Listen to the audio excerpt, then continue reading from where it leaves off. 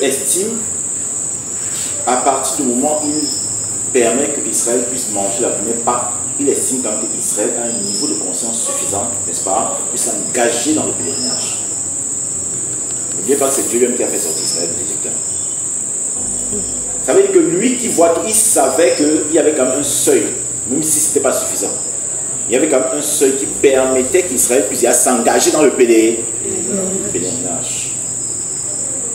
Et je répète, je vous avance ici, le sang, le sacrifice. Vous voyez, quand quelqu'un s'entraîne beaucoup, les sportifs et tout, parfois il se blesse, parfois, ouais, le sang, le sacrifice. Celui qui est discipliné tous les jours, tu sors, il y a des gens, je connais quelqu'un qui sortait très tôt le matin, il courait à pied. Notre ancien voisin, maître, 4h, 3h, il sort tout le matin à pied, sans mettre de chaussures. Et il faut que ses pieds soient en contact avec le sol. Il rentre comme ça, parfois les plans de pied c'est blessé, tout le sang, c'est la discipline. Or, il se prépare à quoi? À un pèlerinage qui peut prendre la forme d'un événement sportif, on appelle ça quoi? Il y a souvent des moments où on organise des trucs là avec un championnat. Voilà, ça peut prendre la forme d'un championnat. Mais il y a une préparation. Oui, il faut que le sang coule dans la discipline. Et pendant donc qu'ils étaient dans le pèlerinage, c'est-à-dire maintenant cette fois dans le championnat, certains ont commencé à bouder. Oh, mais c'est trop compliqué, c'est pas possible, mais dis donc, comment on a fait ceci? Non. Et c'est là maintenant que l'apôtre Paul traduit toutes ces frustrations par la provocation. Pourquoi la provocation? Mais, je vous l'ai toujours dit, il faut faire très attention, mes très chers, à la spiritualité. Et parfois, nous agissons comme des petits malins qui peuvent jongler Dieu. Je vais vous expliquer un mystère. Et j'espère que tu écouterais bien. J'allais toi qui m'as posé la question. Une famille d'Israël n'était pas du tout obligée de sortir de l'Égypte. D'accord. On a mis la laisse au cou de personnes pour sortir d'Égypte. D'accord. Vous n'allez pas lire qu'on avait mis les chaînes au cou des gens pour leur imposer à sortir. Eux-mêmes, ils disaient qu'ils étaient fatigués de la servitude de l'Égypte. C'est vrai, c'est faux.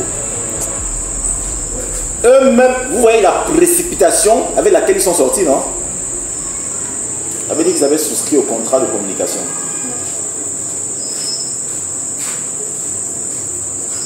Ils vivaient dans une situation harassante. Ils voulaient un nouveau souffle.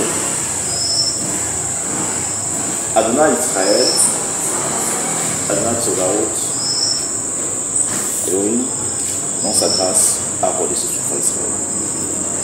Il a libéré de son dictateur.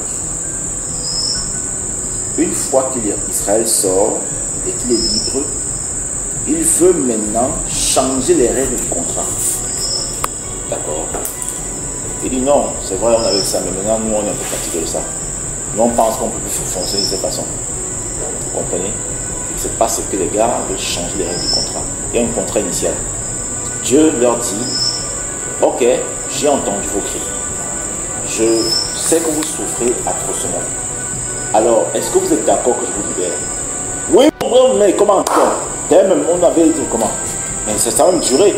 D'accord. Mais sachez que si je vous libère, vous allez me servir. En vous libérant, vous me permettrez aussi de vous imposer mes valeurs. Comme on a écrit dans le groupe aujourd'hui, mes représentations. Et oui, on va faire ça, Dès qu'ils sortent et qu'ils se retrouvent libres selon eux, parce que vous voyez, quand tu sors du désert, c'est une grande étendue. C'est-à-dire, à un moment, tu as l'impression, quoi qu'étant guidé par un maître, que tu peux faire ce que tu veux. Je suppose qu'il y avait beaucoup qui, quoi qu'étant guidé par Moïse, le fait de regarder à droite comme s'il voit l'étendue, et imaginez-vous qui passez parfois par des paysages assez diversifiés. Il peut avoir des paysages assez luxuriants. Et en se perdant dans la gauche ou à droite, immense. Waouh. Donc le diode a été comme ça. Souvenez-vous que pour la plupart, presque personne n'avait déjà vu l'extérieur. Tous ils sont nés sous la servitude. Personne n'avait vu l'extérieur. Ils n'étaient jamais sortis d'Égypte.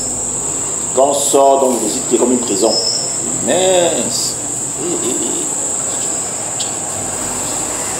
Et souvenez-vous que dans ce pèlerinage, ils vont traverser des contrées, des villages peuplés. Tu as vu la femme là? On était vraiment en prison. Je te dis, ça c'est quoi? Si tu vois.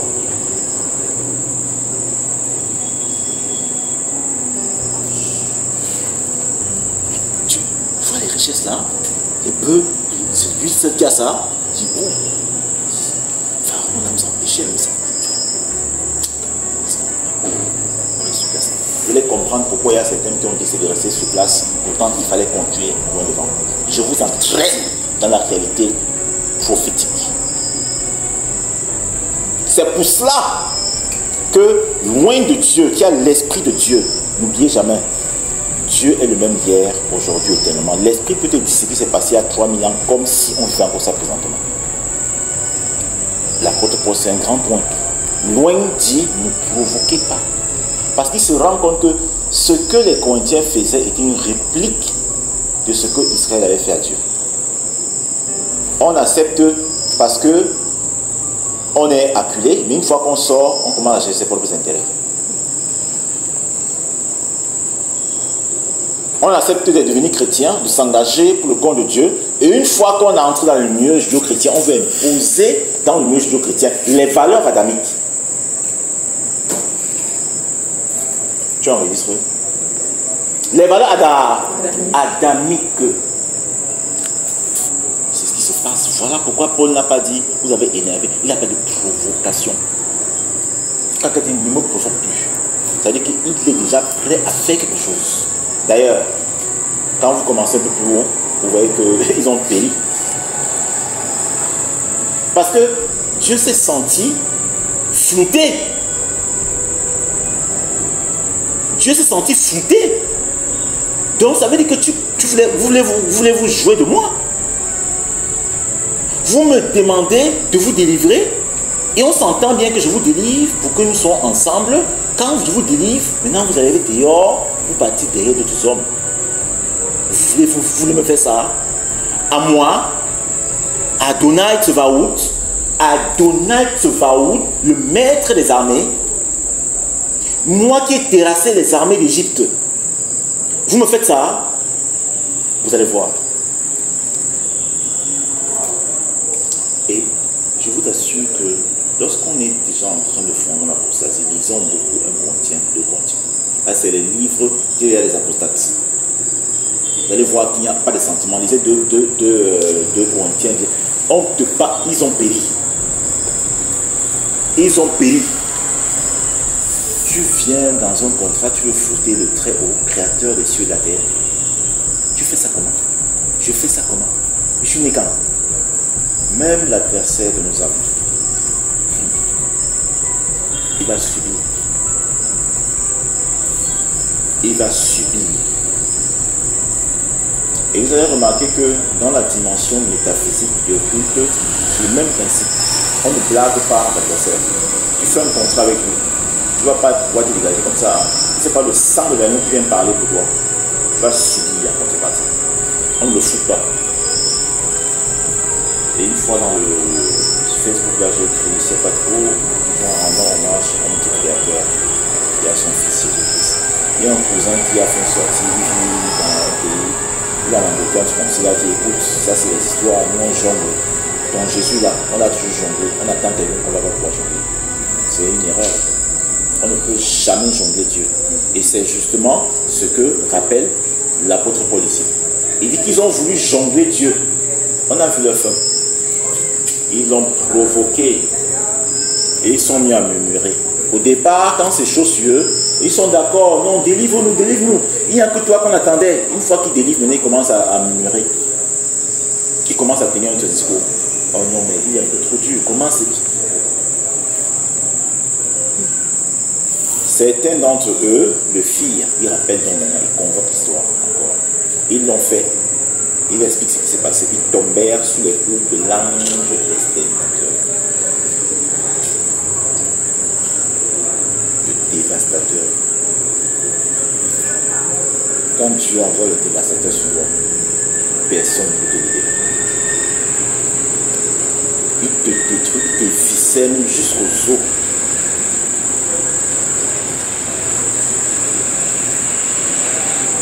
Et en méditant profondément ce passage, vous comprendrez pourquoi l'Esprit ne cesse de nous avertir.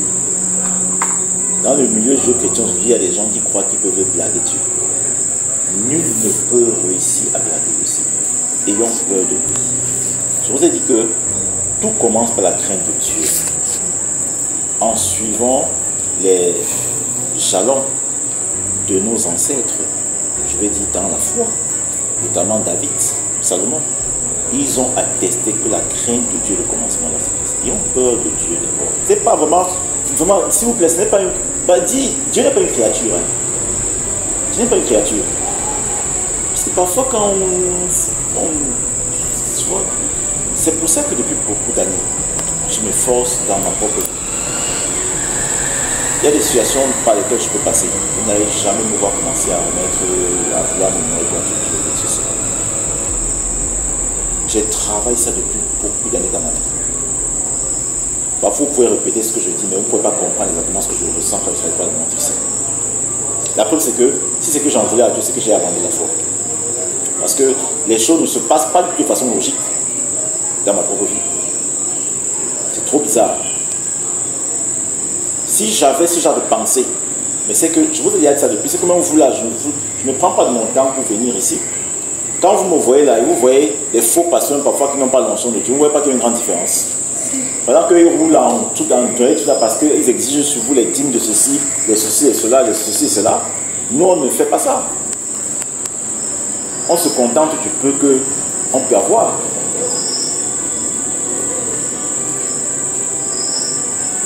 Mais il y a des gens qui, quand ils ont une petite puissance de Dieu comme ça, ils ne vont pas nous laisser respirer.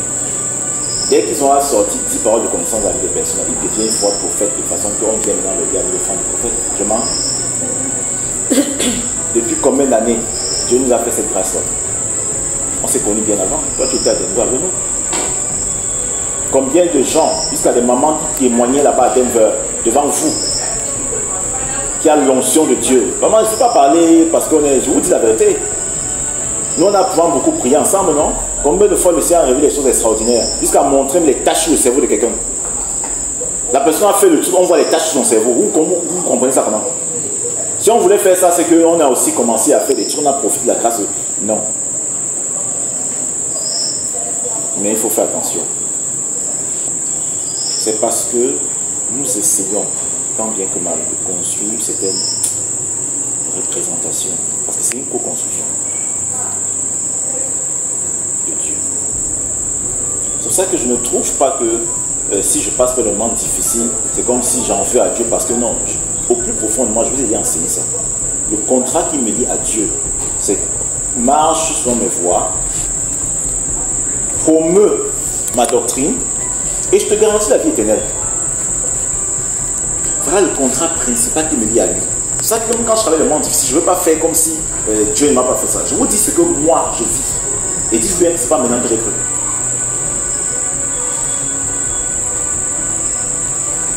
Et dites bien que à un moment, je n'avais pas des pasteurs comme vous.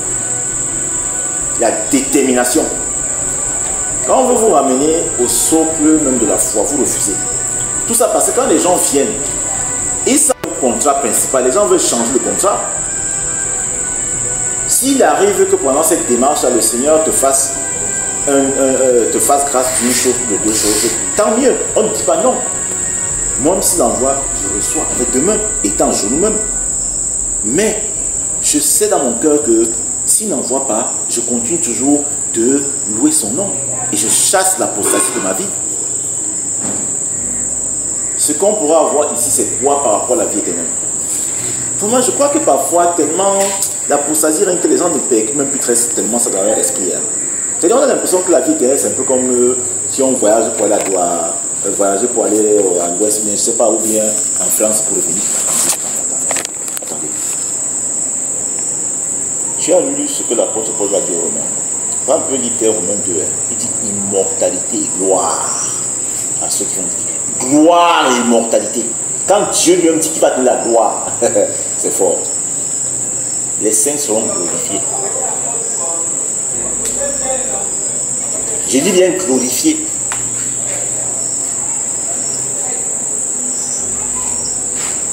C'est pour cela que lorsque on a nous-mêmes souscrit au contrat de communication, en cours de route, il peut y avoir des erreurs.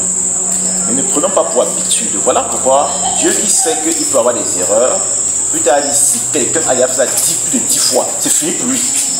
Mais vous voyez qu'il y a quand même des gens qui peuvent faire ça 2 fois. Si quelqu'un a déjà, vous avez lu le Pentateuque, tous ceux qui n'ont pas vu la terre promise, si quelqu'un avait fait comment? Avait fait quoi? Je ne sais pas trop. 10 fois, c'était fini.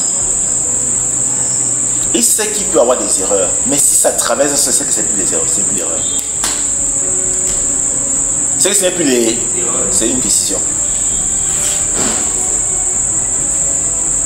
Mais comment donc décider, puisque ça ne fait que revenir, comment donc décider de murmurer contre Dieu? Pourtant à la base, il a été clair avec toi et avec moi.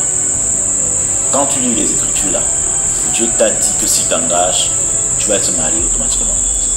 Bon, vous voyez, à la fin, on va faire des jeux et ça va nous coûter très cher.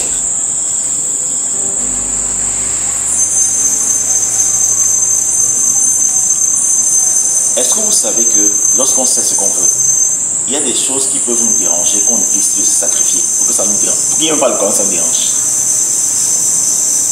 Evelyne, je n'ai pas d'enfant. Hein. Ne crois pas que j'ai eu les enfants à l'époque et j'ai caché quelque part. Je n'ai pas d'enfant. Mais Dieu sait c'est combien j'ai beaucoup aimé les bébés. Tu vois un peu. À un moment, quand on sait ce qu'on veut, on sait où on va. Il y a des choses qu'on parle, on dit non, on laisse. Allez lire Matthieu chapitre 19, les eunuques. Vous comprenez? C'est parce qu'en fait, beaucoup de gens ne savent même pas d'abord où ils vont. Beaucoup de gens s'engagent comme ça, ils sont perdus. C'est-à-dire quelqu'un fait aussi l'effet de mots, comme je le dis souvent. Il y a aussi un effet de mots très fort chrétien. Hein. Il y a les grandes tendances dans les pays comme les États-Unis, tout ça. La preuve, c'est qu'on va dire que la plupart des chrétiens soutiennent Donald Trump. Quel chrétien? On est chrétien, c'est parce qu'on va à l'avortement comme étant mauvais. Il faut faire très attention. Tu comprends? Et c'est pour ça que, remarquez bien ce que je dis toujours, quand je donne des conseils aux gens, je dis toujours que si vous voulez vraiment bien jouir de votre vie sur la terre de façon charnelle, ne faites pas le jeu dangereux d'être dans un environnement où vous dites que vous voulez être libéré, et vous jouez au double jeu. Vous avez vu ce qui s'est passé dans l'assassinat, le traitement de mort. Il dit c'est temps. Mieux vaut si quelqu'un veut à tout prix assouvir ses désirs. Dégage-toi. Il faut se dégager de l'environnement du chrétien. Sinon, même là, on va être doublement épris et frustré.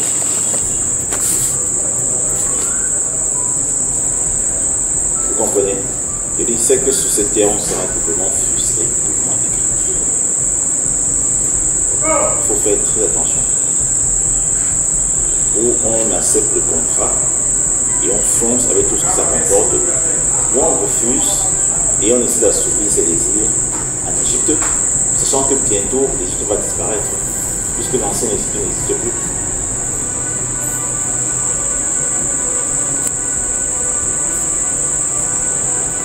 Pharaon les savoir.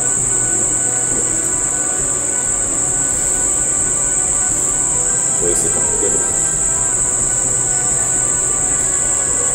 Et un peu plus avant dans le Pentateuque, on va nous rappeler, on va nous dire pourquoi est-ce que ces gens ont commencé à beaucoup s'agiter. Quand nous vivions encore en Égypte, nous mangeons bien. On décrit les condiments qu'ils utilisaient. Et chaque condiment, n'est-ce pas, peut décrire une réalité de ta vie charnelle à laquelle tu es encore attaché. La tomate peut être pour toi, n'est-ce pas, comme le mariage, le poivron et le travail, le souci et le voyage. C'est-à-dire les choses qu'on a toujours construites dans le monde et dont on ne veut pas que Dieu puisse, n'est-ce pas, nous aider à nous départir. des émotions fortes.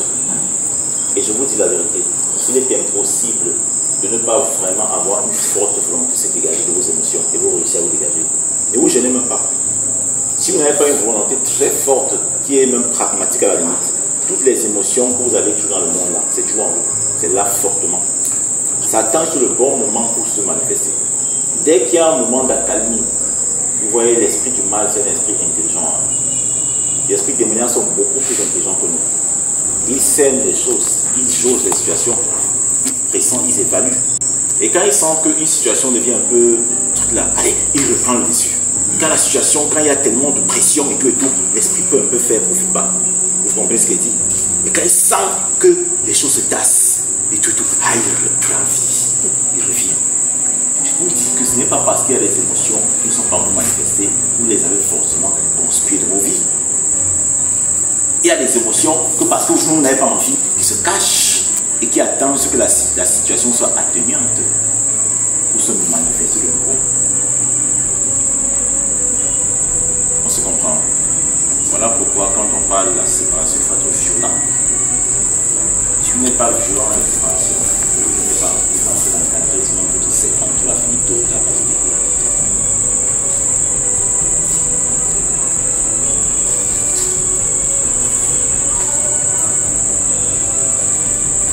Est-ce que tu as compris bien maintenant? Je comprends. Donc, comprendre qu'on ne doit pas être frustré parce qu'on n'a pas un certain nombre de choses comme les autres.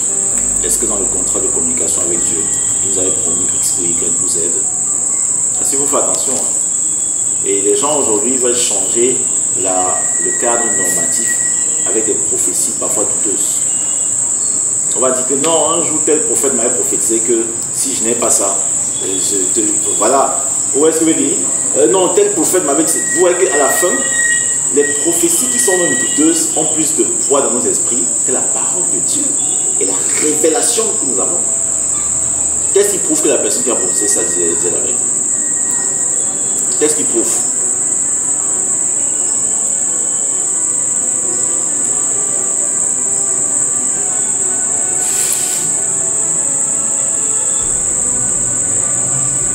Les gens n'ont pas prophétisé sur toi que tu veux te marier avec le père de ta fille. Hein? Ça, c'est pas la magie. Un païen, tout ça désordonné, on a quand même pu prophétiser que vous voudrez vous marier. Vous faites très attention. Vous voyez qu'à un moment donné, si on ne fait pas attention, cette prophétie humaine prenne le pas sur la révélation divine. Et quelqu'un parfois peut être silencieux, mais c'est marqué, non, Dieu m'a dit. Non, c'est pas que c'est la Bible, hein. C'est qu'on prend une prophétie, n'est-ce pas? Et je ne dis pas que la prophétie de Dieu n'est pas agréable, au contraire, on la désire. Mais c'est des fausses prophéties, la plupart du temps. Et je vous ai dit que même bibliquement, on nous rappelle que les primordiaux, dans Hébreux chapitre 11, ils sont morts sans voir réellement la cité que Dieu leur avait promis de voir. Ça fait des années que je fais que vous enseignez dessus, vous ne comprenez pas. Un homme de Dieu vrai peut me dire quelque chose sur moi, n'est-ce pas? Je dis gloire à Dieu, mais je ne m'y attache pas comme par rapport à la vie éternelle. De façon que si cette promesse ne s'accomplit pas, ça ne peut pas être un problème. Vous comprenez? Parce que n'oubliez pas que la résurrection, la doctrine de la résurrection est le cœur de la dynamique judéo-chrétienne. Et de plus en plus, il faut qu'on parle de la résurrection. Parce que, croyez-moi, beaucoup de chrétiens ne croient pas à la résurrection. Beaucoup de chrétiens ne croient pas à la résurrection. Je vous dis la vérité. La preuve, c'est qu'il y a des gens qui s'entêtent à voir ce que Dieu a promis uniquement maintenant, ignorant que les choses vont se passer en 2 temps. Le Christ est venu, il est reparti, il revient. Et il a bien dit, tout disciple accompli est comme son maître. Comment donc comprendre que dans le milieu judéo-chrétien aujourd'hui, il y a des gens qui ignorent carrément qu'il y a certaines choses que Christ a révélées à un moment. Il est mort, il est ressuscité, et il revient encore continuer la suite. Ça veut dire que nous sommes là passés par là.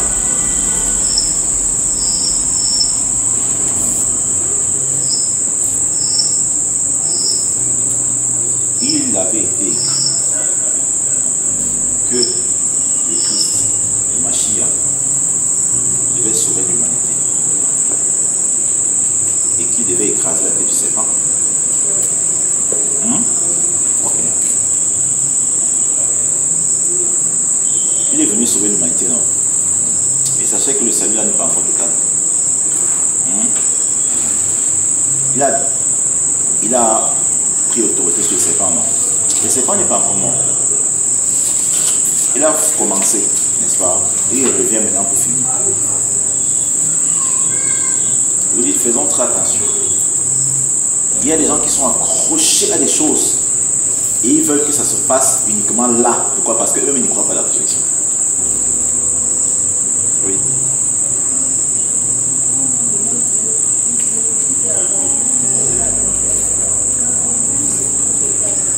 Attention.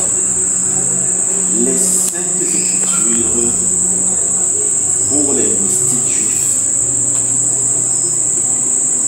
sont assez complexes. Si vous avez bonne mémoire, je vous parle des 4 dimensions de compréhension. Ce sont les mystiques juifs. Il faut faire très attention. Tout est accompli. C'est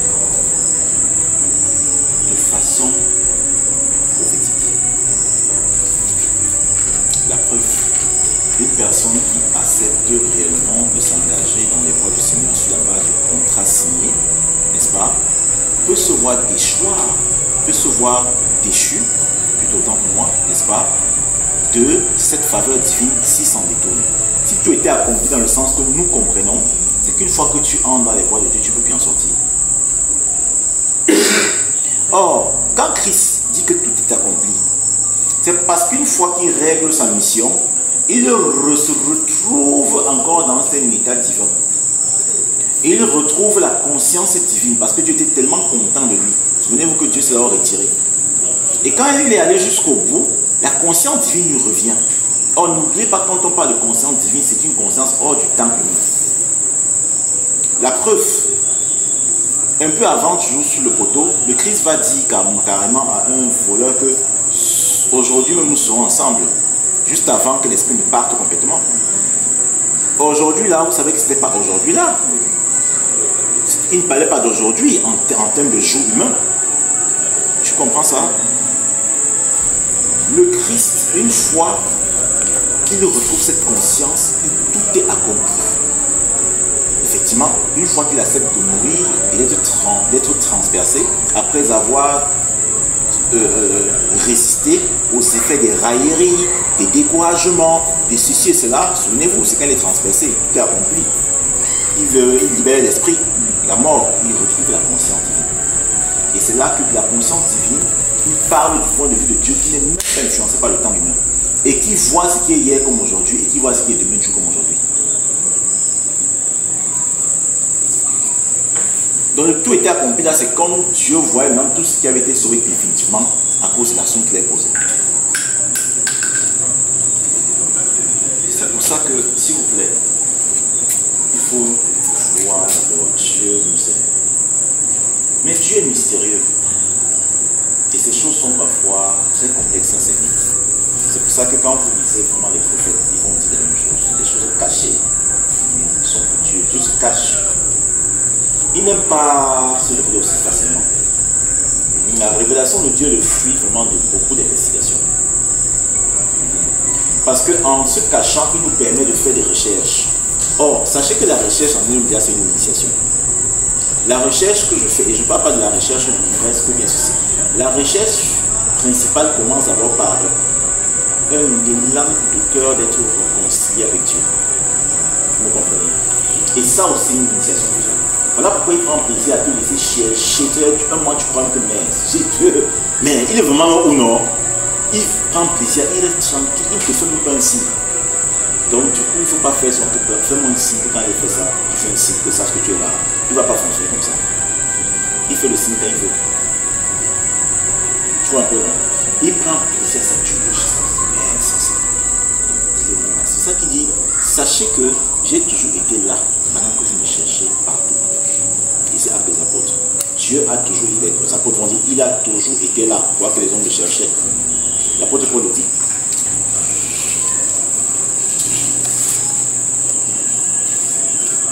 Vous comprenez? Et il faut qu'elle s'allie. C'est évident. Apprenons à construire une énergie, une telle volonté. Quand tu es dans ton cœur, tu dis, ouais, Seigneur. Ouais, Seigneur. Essayez de créer de plus en plus des soupirs inexprimables. L'apôtre Paul aussi en parle. Des soupirs. Il ne soupire pas.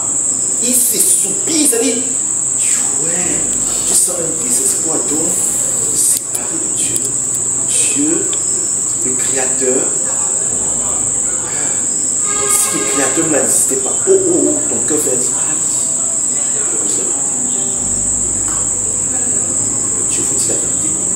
Ce sont les trucs qu'on est là, on fait des trucs religieux, on fait ça, c'est des histoires. Nul ne peut faire ça comme ça, il est toujours soumis aux mêmes influences. Ça veut dire qu'il ne passe pas par le protocole divin. J'ai écrit dans le groupe ces jours, j'ai dit à quelqu'un que, d'abord, tu ne peux pas mal problématiser et tu estimes que tu poses les vrais questionnements selon Dieu. Cette recherche-là, n'est-ce pas, elle prépare la conscience humaine à une véritable problématisation du point de vue de Dieu.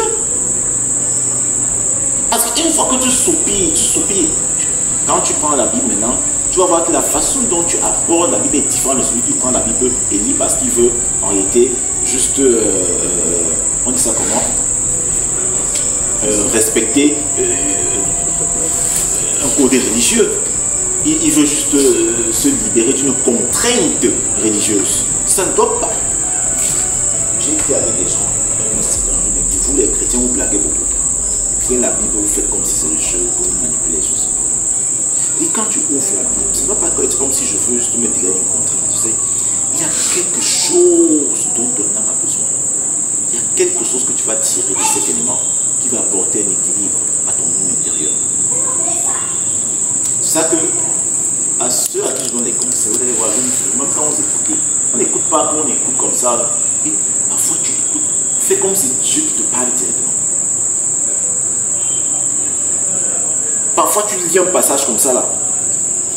Tu ouvres un passage, tu lis, parfois je ferme d'abord un peu la Bible. Je sens comment ça entre en moi, c'est comme ça fait quelque chose. Parfois je ferme même d'abord la Bible. Je travaille à l'intérieur. Il n'y a pas la passion. C'est parce qu'il n'y a pas la passion. Et tout ce que vous faites sans la passion,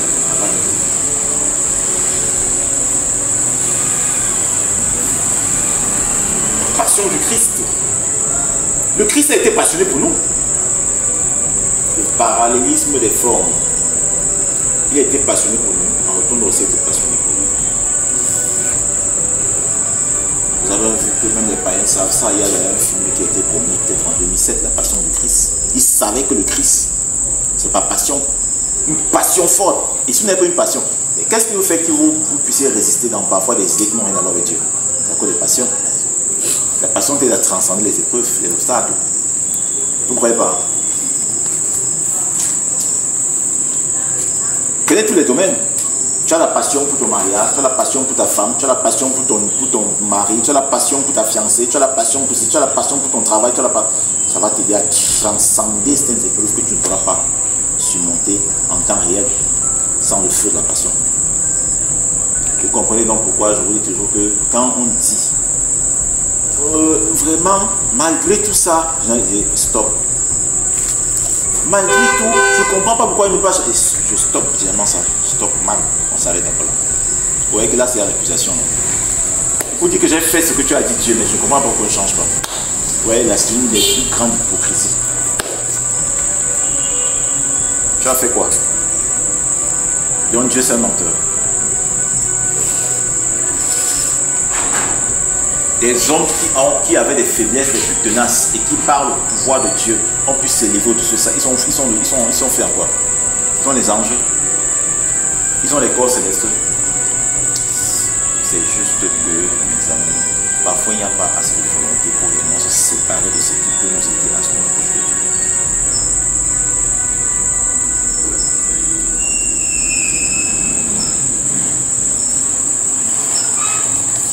Jésus-Christ, nous l'avons, hein. On chante parfois ici, Jésus-Christ est Seigneur, il est Seigneur. Oh, il est Seigneur.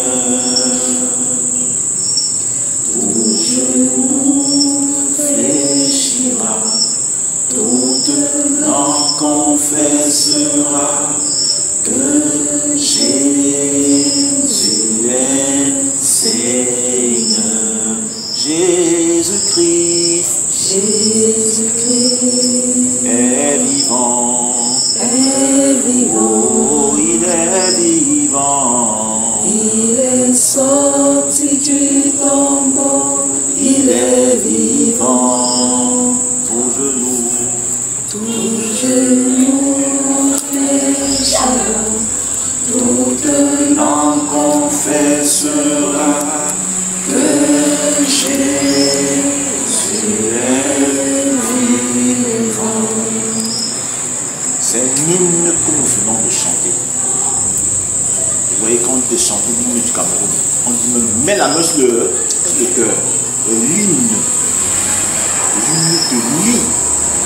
Je confesse que Jésus est Seigneur. C'est vrai. Par le passé, on a parlé des seigneurs. Il y a des seigneurs au Japon qui ont résisté de l'empire féodal. Il y a des seigneurs. Mais ce Seigneur, certes, est mort selon la chair, mais il est ressuscité. Et j'enchaîne une fois, il est vivant. Il est toujours Seigneur.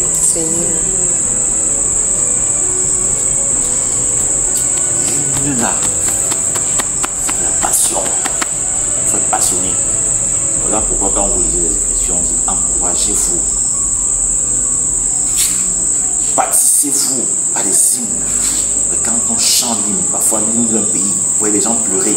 Ça suit de la passion, l'émotion. Tu penses à quoi quand tu dis que Jésus est Seigneur? Tu ressens quoi au nom de toi quand tu attestes qu'il est vivant?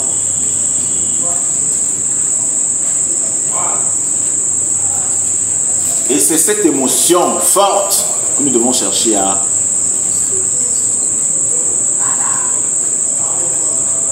bâtir, attiser. Mettons le bois de plus en plus. Attisons cette émotion sainte. Quand il y aura passion, vous allez voir qu'il y a des choses que ça va commencer à être normal maintenant pour vous. Vous ne verrez plus ces choses dans votre vie. Vous trouverez la force, vous ne serez plus toujours. Et je disais à certaines personnes toujours que un autre élément qui est cardinal pour le changement de mentalité, certes, le premier élément, c'est l'abandon des œuvres mauvaises, mais cet abandon-là a pour fidèle allié un autre élément que vous ne pouvez pas imaginer. Vous savez quoi? La joie. Tous ceux qui s'engagent dans le renoncement des œuvres mortes avec tristesse et aigreur ne peuvent jamais changer de mentalité.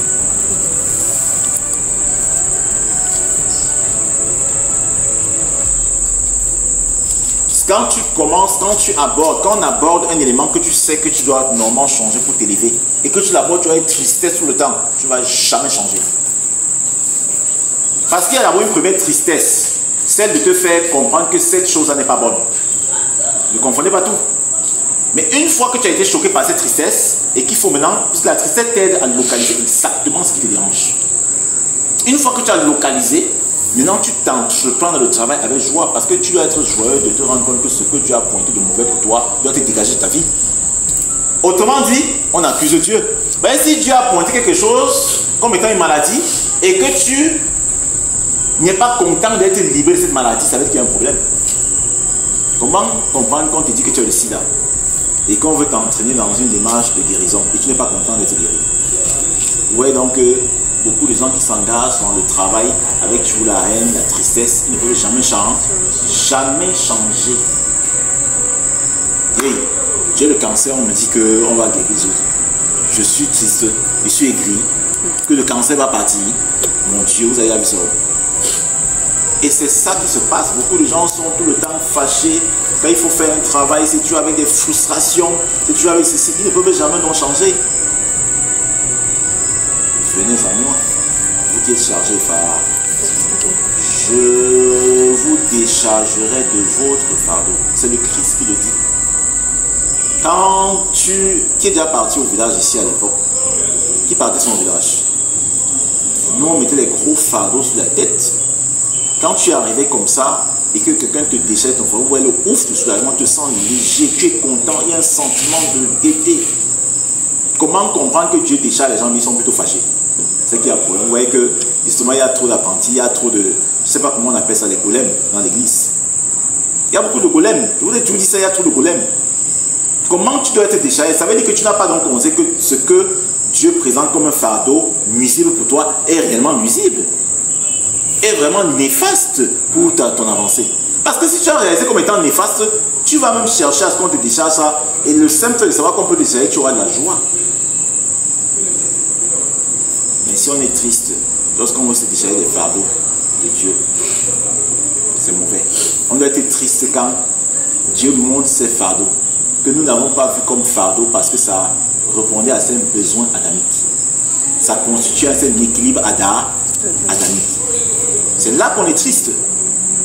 Mais une fois qu'on a la volonté et qu'on s'y engage, au fur et à mesure, on commence à voir ces fardeaux comme étant vraiment dangereux pour nous.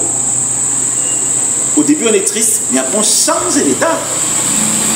De façon que quand ça en dégage, on est content. Voilà pourquoi vous remarquez que Paul parle de la joie. Mais quand on regarde aujourd'hui les chrétiens, on a peur. La vraie joie est durable. Pour voir qu'un jour, il faut lui donner une guerre. Hein? Pour voir qu'un jour, il faut lui donner un peu à manger. Mais ça, c'est dangereux. Ce n'est pas la vraie joie. It's not the real joy. Permettez-moi de parler un peu en anglais. C'est un peu pour lâcher les choses. Mais je vous dis, moi, je peux servir. C'est très compliqué. Et croyez-moi, s'il n'y a pas de la joie, on se sera les autres.